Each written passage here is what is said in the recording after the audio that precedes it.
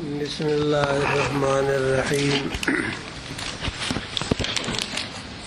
قانون ہرگاہ دو حرف متجانسین اگر جمع شوند در اول کلمہ ثلاثی مجرد یا رباعی ادغام ممتنع است و در اول کلمہ ثلاثی مزید فی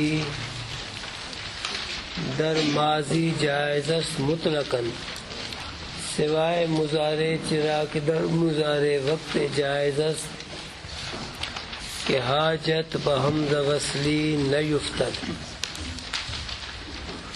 و اگر ہر دو متجانسین در اول کلمہ نباشند و اول ساکن ثانی متحرک باشد ادغام واجب است بوجود 5 شرائط۔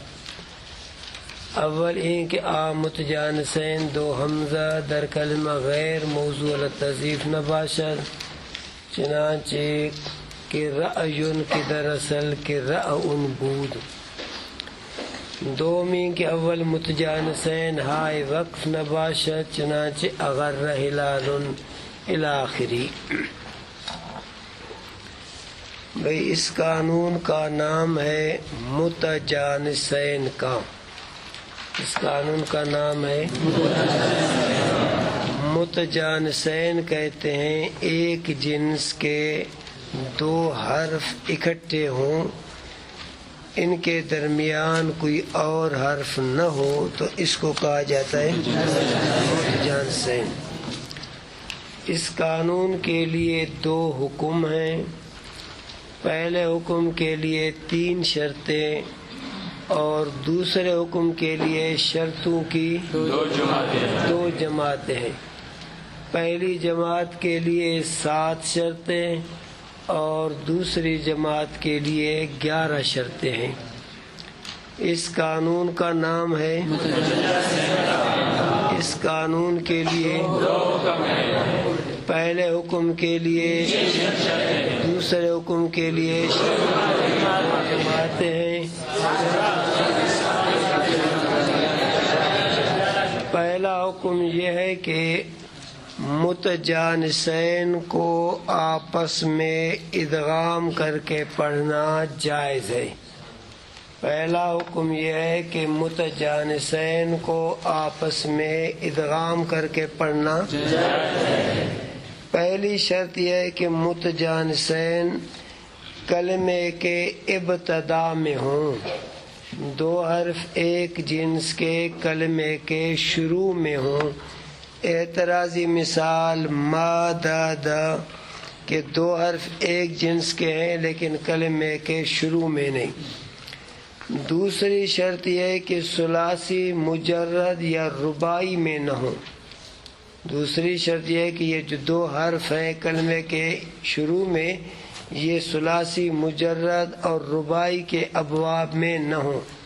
اعتراضی مثال دادانا کہ یہ ثلاثی مجرد ہے۔ ززرابن ززرابن تتدہرجو یہ رباعی مجرد اور رباعی مزید ہے۔ تتدہرجو تتدہرجو یہ رباعی مزید ہے، ززرابن یہ رباعی مجرد ہے۔ تو دوسری شرط یہ ہے کہ ثلاثی مجرد اور رباعی میں نہ ہو، یعنی رباعی مجرد رباعی مزید دونوں میں نہ ہو۔ تیسری شرط یہ ہے کہ ثلاثی مزید فی ماضی میں مطلقاً جائز ہے۔ مطلقاً کا معنی حمزہ وصلی کی ضرورت پڑے تب بھی جائز، حمزہ وصلی کی ضرورت نہ پڑے تب بھی جائز، اور مضارع میں بشرطے کہ حمزہ وصلی کی ضرورت نہ پڑے۔ مضارع میں تب جائز ہے کہ حمزہ وصلی کی ضرورت نہ پڑے۔ اعتراضی مثال تتزاربو تتباعدو تتصرفو۔ اب مضارع کے شروع میں 2 تا ہیں لیکن ان کے اندر ادغام کی صورت میں حمزہ وصلی کی ضرورت پڑتی ہے۔ تتزاربو سے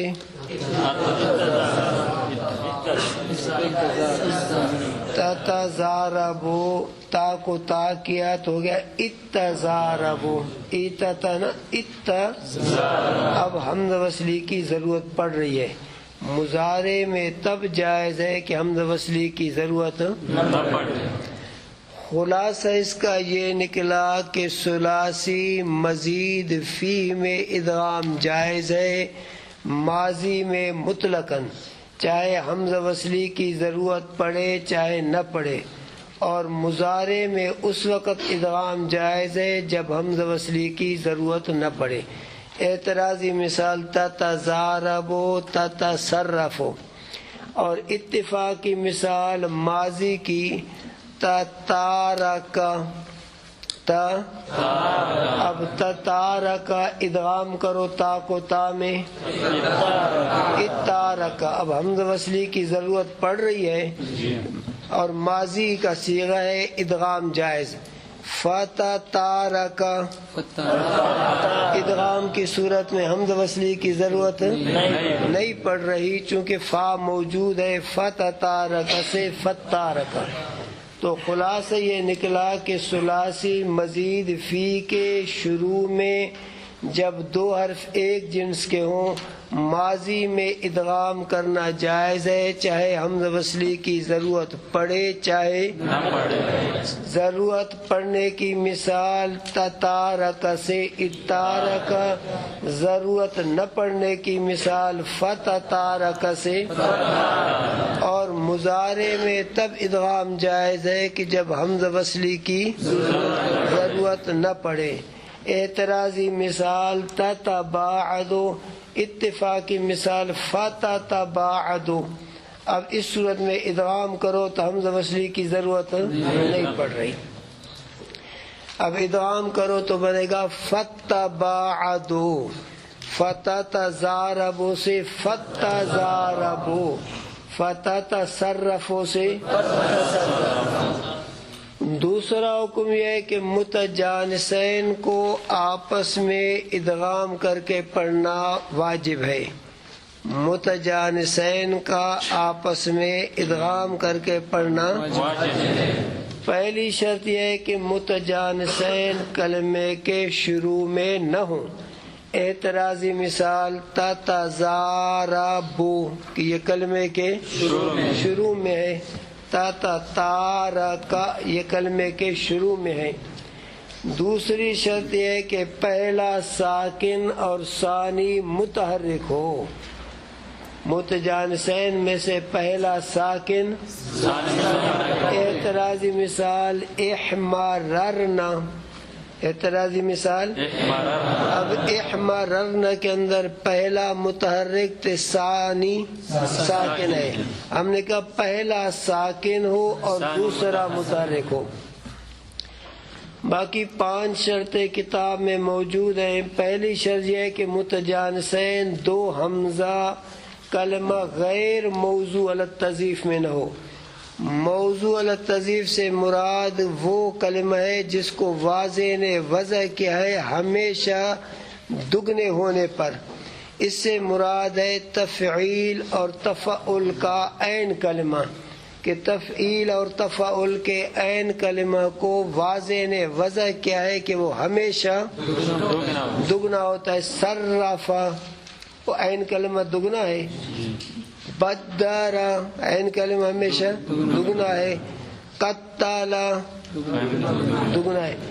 تو پہلی شرط یہ ہے کہ وہ متجانسین دو حمزہ کلمہ غیر موضوع علی التضعیف میں نہ ہوں، یعنی موضوع علی التضعیف میں ہوں گے تو ادغام کریں گے سألا تسألا، اب یہ دو حمزے ہیں لیکن یہ موضوع علی التضعیف میں ہے تو یہاں ادغام کرنا واجب ہے۔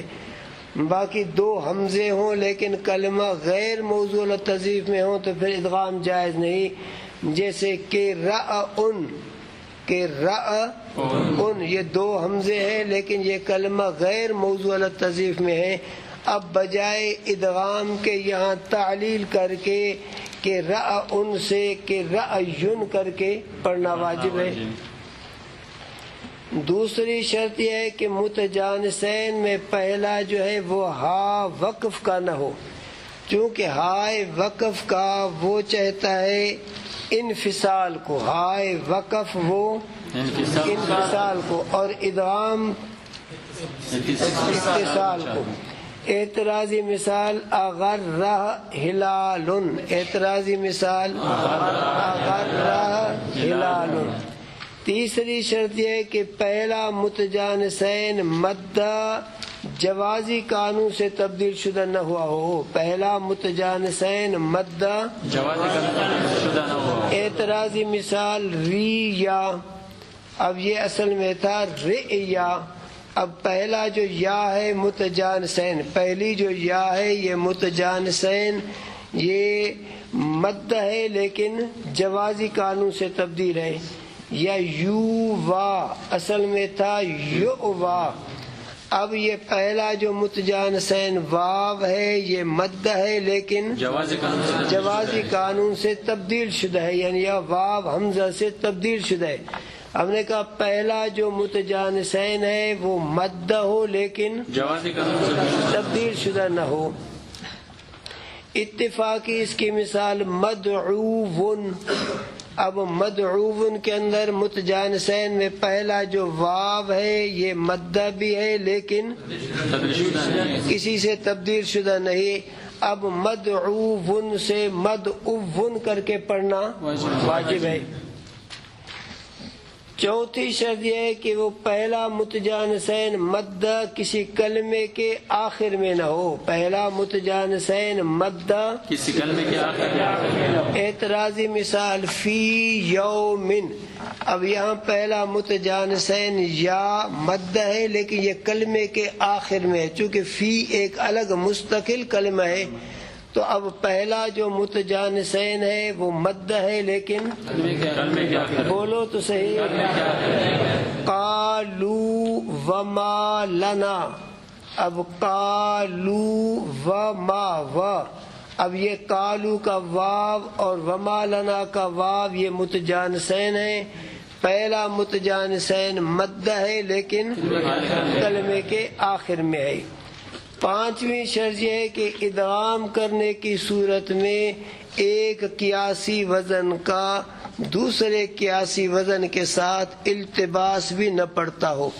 اعتراضی مثال قویلا، اعتراضی مثال قویلا، فوعلا، زوربا، مفعول باب کا ماضی مجہول، اب ادغام کریں تو بن جائے گا قویلا، اب یہ قویلا یہ بھی قیاسی صیغہ ہے اور قویلا بھی یہ بھی قیاسی ہے۔ اب ادغام کرنے کی صورت میں ایک قیاسی وزن کا دوسرے قیاسی وزن کے ساتھ التباس پڑتا ہے تو ایسی صورت میں بھی ادغام کرنا جائز نہیں ہے۔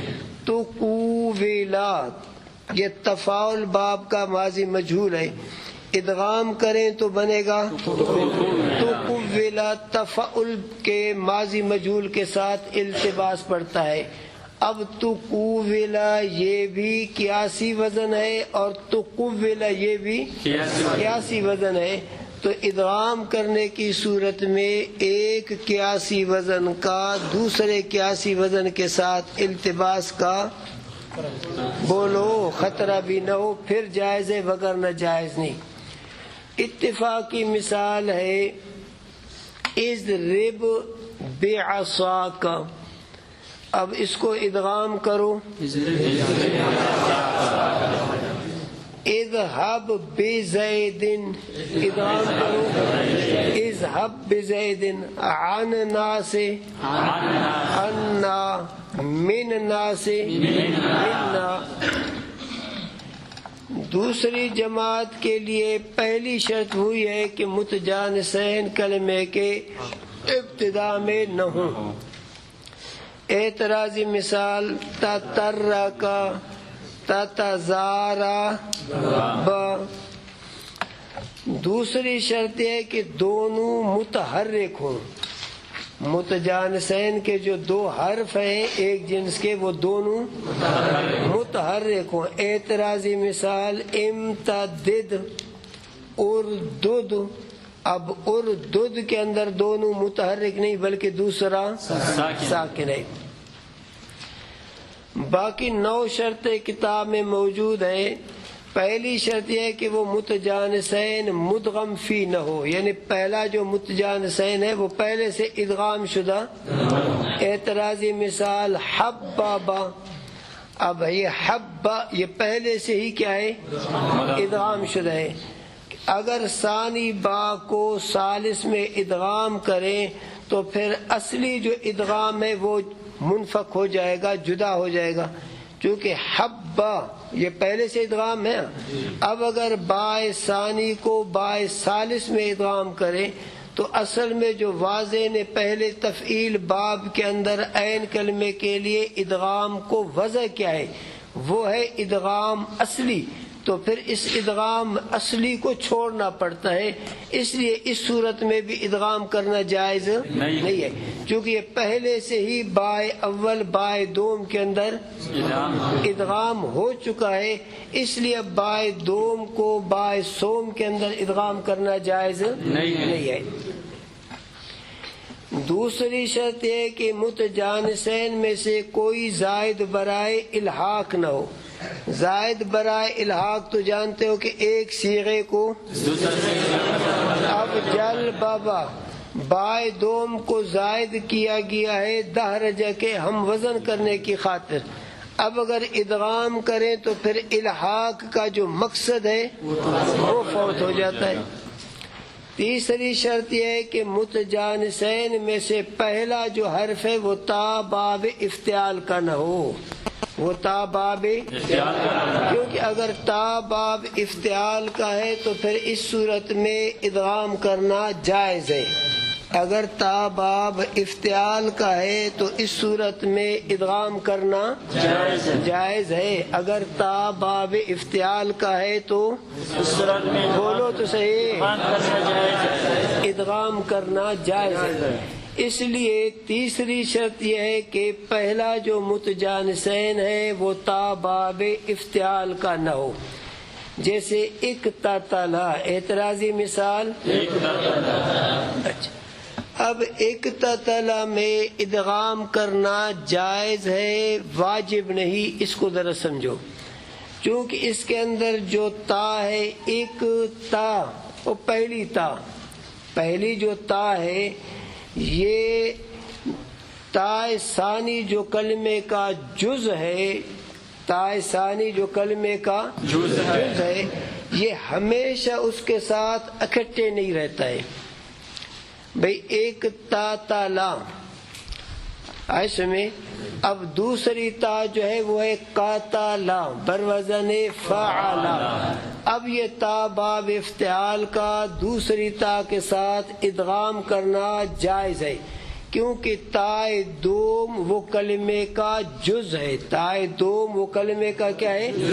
اب یہ تا افتعال کا اس دوسری تا کے ساتھ ہمیشہ اکٹھے نہیں رہتی ہے، بلکہ کبھی اسے بھئی جیسے قتلا، اب تا باب افتعال کا اس کے ساتھ ہے، جب افتعال کا باب بنائیں گے تو پھر افتعال والی تا اس تا کے ساتھ متصل ہوگا، تو اس صورت میں دوسری تا وہ کلمے کا جز ہے، اور پہلی جو تا ہے وہ اس کلمے کا جو جز تا ہے اس کے ساتھ ہمیشہ منسلک نہیں ہوتی ہے، بلکہ کبھی یہ تا اس تا کے ساتھ منسلک ہوتی ہے، کبھی، جیسے کہ منسلک کی مثال ایک تاتالا اور اکیلی ہونے کی مثال قاتلا، تو اس لیے اس تا کا تا ثانی کے ساتھ ادغام کر کے پڑھنا جائز ہے، واجب نہیں۔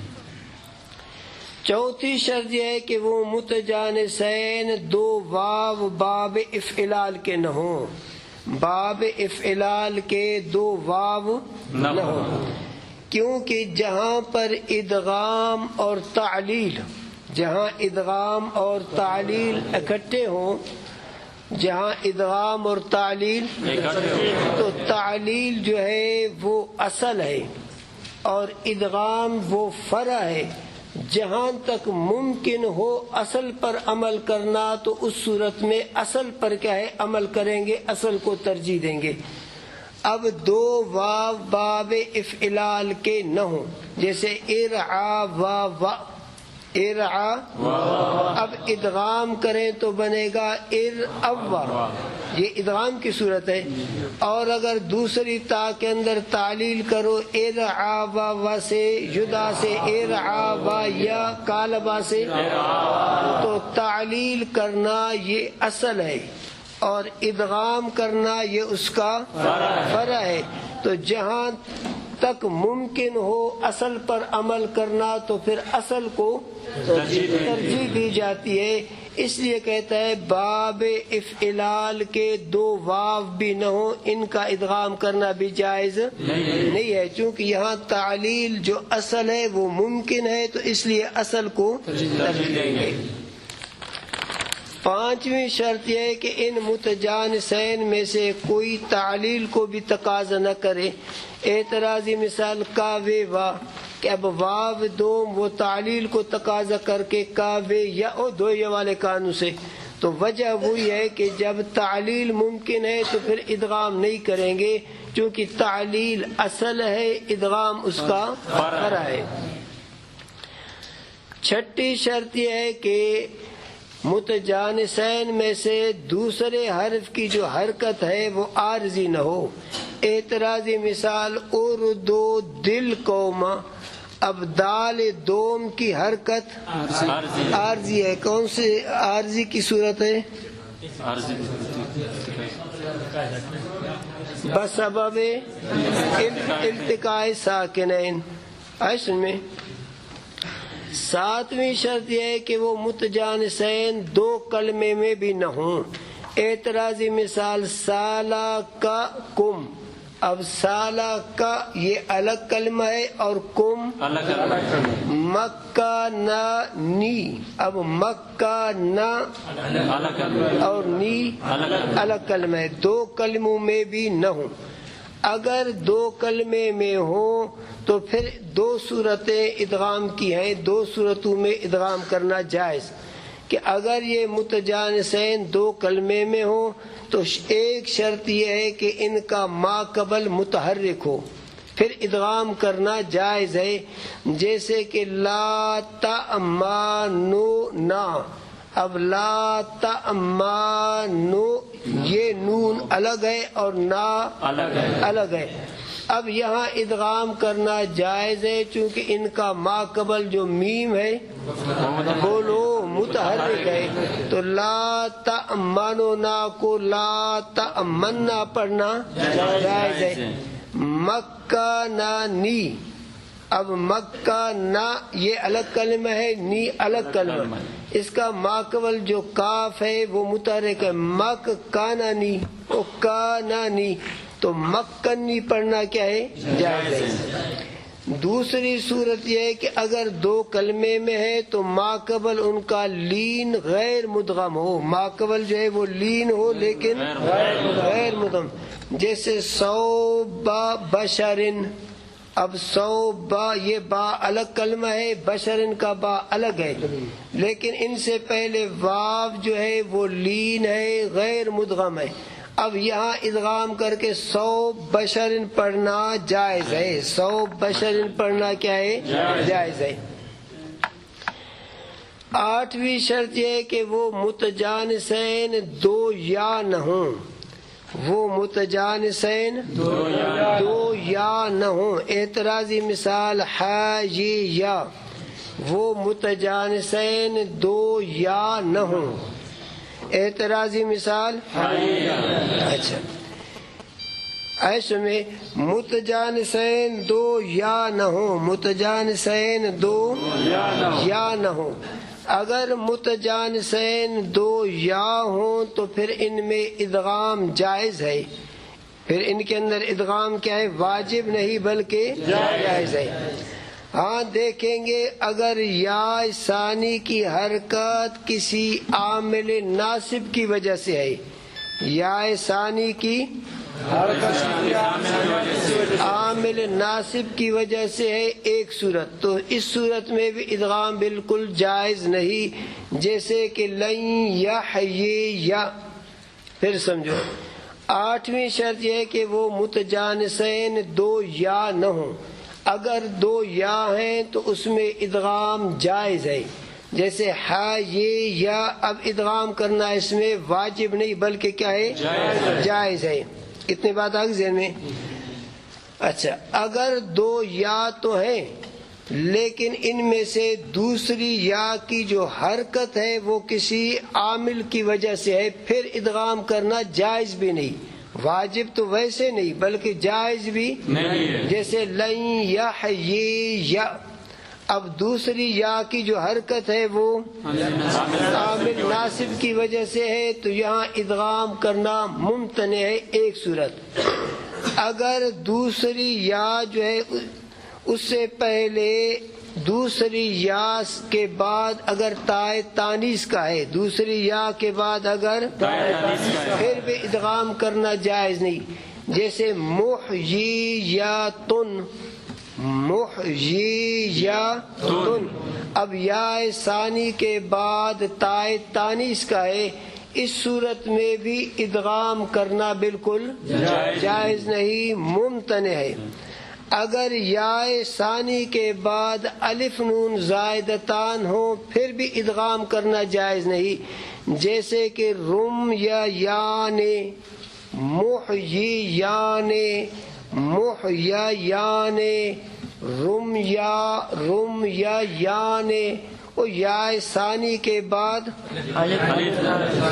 خلاصہ یہ نکلا کہ اگر یا دوم کی جو حرکت ہے وہ کسی ناصب عامل کی وجہ سے ہے پھر بھی ادغام جائز نہیں، یا ثانی کے بعد اگر تائے تانیث کا ہے پھر بھی ادغام جائز نہیں، اگر یا ثانی کے بعد الف نون زائدتان ہے پھر بھی ادغام جائز نہیں ہے۔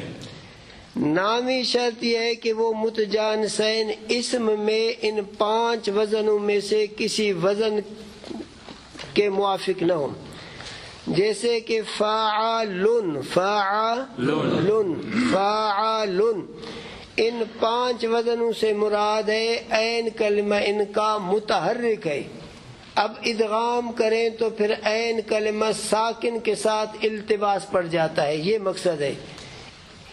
نامی شرط یہ ہے کہ یہ جو متجانسین ہے اسم کے اندر یہ 5 وزنوں میں سے کسی وزن کے موافق نہ ہوں، چونکہ 5 وزنوں کے اندر عین کلمہ متحرک ہے، اور ادغام جب کریں تو پھر عین کلمے کو ساکن کرنا پڑتا ہے، تو اب پتہ نہیں چلے گا کہ یہ عین کلمہ اصل میں ساکن ہے یا ادغام کرنے کی وجہ سے اس کو ساکن تصور کیا گیا ہے۔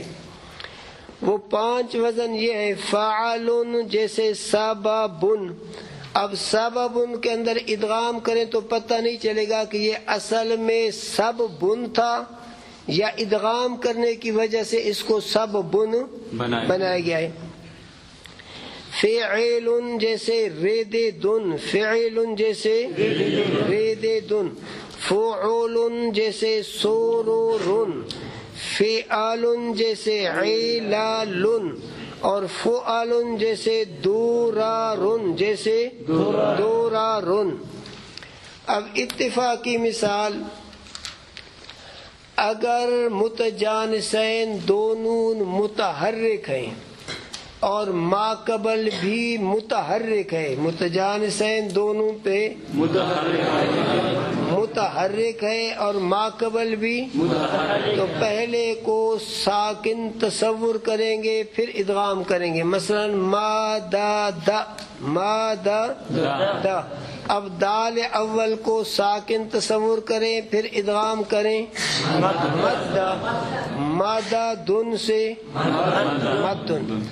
اگر متجانسین دونوں متحرک ہیں لیکن ماقبل ساکن ہے، یہ دونوں متجانسین ماقبل ساکن ہے، اب متجانسین میں سے یہ پہلا جو حرف ہے اس کی حرکت نقل کر کے ماقبل کو دیں اور خود اس کو ساکن کر دیں، مثلا یم دو، اب دال اول کی حرکت نقل کر کے میم کو دیں، دال کو کر دو ساکن تو ہو جائے گا، یا مد دو، اب ادغام کرو، یا مد دو، یا زازو، یعزازو یعزازو زاد اول کی حرکت نقل کر کے عین کو دو تو یعزو ادغام یعزو یفریرو رائے اول کی حرکت نقل کر کے فا کو دو یا پھر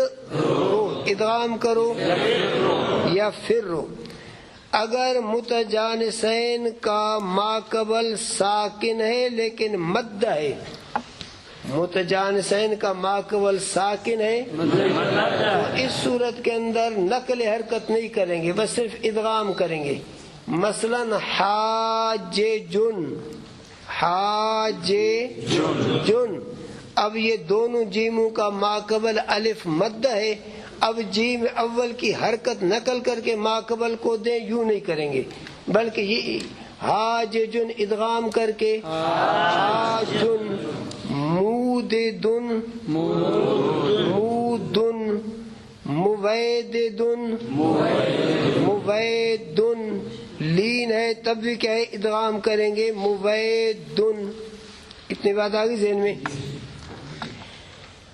اگر متجانسین دونوں متحرک ہیں لیکن دونوں کی حرکت میں فرق ہے ماقبل متحرک ہے اور ان دونوں کی حرکت میں فرق ہے مثلا مد یمدو کا فعل تعجب ما امدہ و امدد بھی ما دو دا اب دیکھو ما دو دا دونوں دال متحرک ہے ماقبل متحرک ہے لیکن یہ دونوں دالوں کی حرکت مختلف ہے تو پھر یہاں دو صورتیں ہیں ایک صورت یہ ہے کہ پہلی دال کو ساکن کرو بغیر نقل حرکت کے ما دودا کو کرو مددا پھر ادغام کرو مددا تب بھی جائز دوسری صورت یہ ہے کہ وہ متجانسین میں سے پہلے کی حرکت نقل کر کے ماقبل کو دو مثلا ما دودا ہے دال اول کی حرکت نقل کر کے میم کو دو کرو موددا ادغام کرو مدہ تو مدہ بھی جائز مدہ بھی جائز اتنی بات آ گئی ذہن میں سوائے مصدر اس کو بھی قانون کی شکل بناؤ قانون ہر اسم کے بروزن فعال باشد قانون ہر اسم کے بروزن سوائے مصدر حرف مدغم شرا بیا بدل کنند وجوباً چون دینار شیراز چون دینار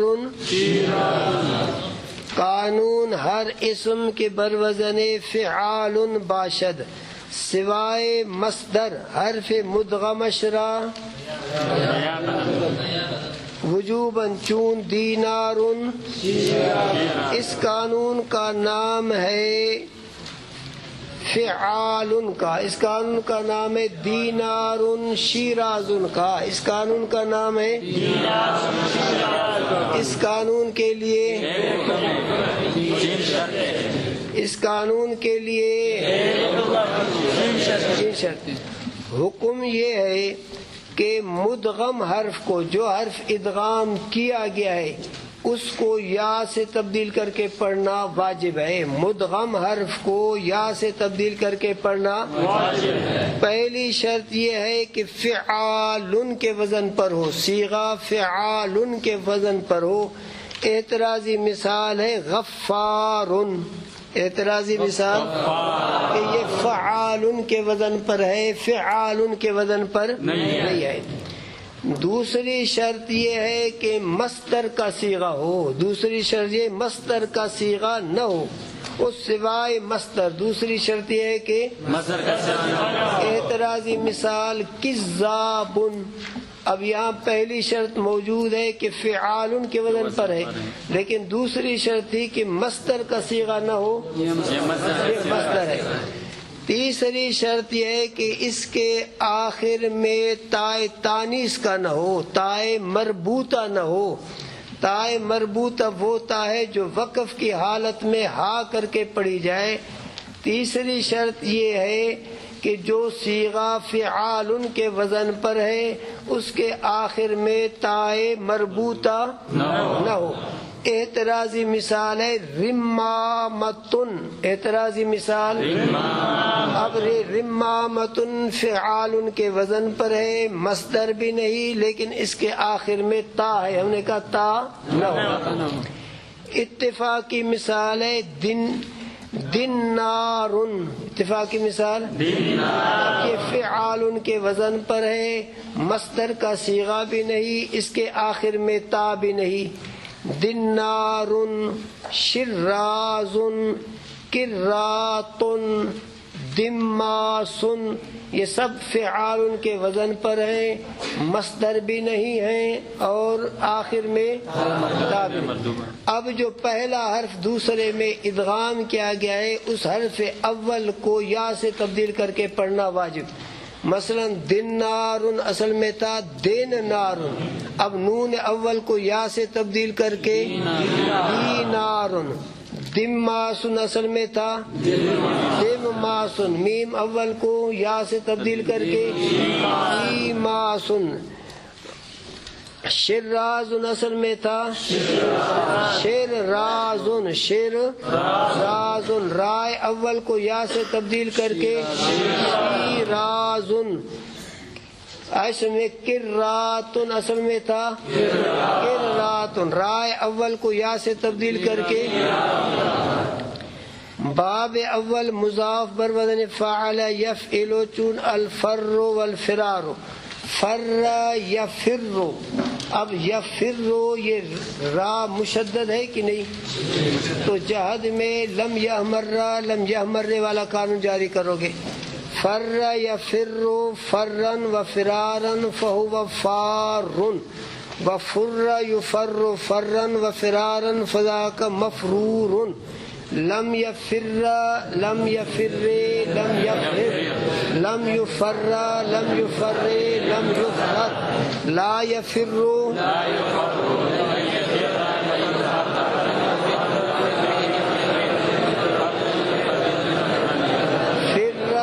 فر افرر لتفر لتفر لتفرر۔ الظرف منه مفر، الظرف منه مفر، وہ ظرف کے اندر پڑھ چکے تھے ناقص لفیف مضاف مطلقاً بر وزن مفعل میں آئے وجوباً۔ والآلۃ منه مفر مفرۃ مفرار، وافعل تفضیل مذکر منه افر، والمؤنث منه فر، فعل تج منه۔ باب دوم فعل یفعل چون العز، عز یعز عزا فهو آز الى آخری۔ باب سوم بر وزن فعل یفعل چون المد والمد، مد یمد مدا فهو ماد، ومد یمد مدا فذاک ممدود۔ اب جہد میں چار طریقے سے پڑھو، لم یمد لم یمد لم یمد۔ باب چہارم بر وزن فعل یفعل چون الحب والمحبت، دوستی داشتن۔ اب حبوبا، اس کو حبا پڑھو بھی جائز، حبا پڑھو بھی جائز۔ حب یحب حبا فهو حبیب، لم یحب لم یحب لم یحب لم یحبب الی آخری۔ کافی ہے، شاباش۔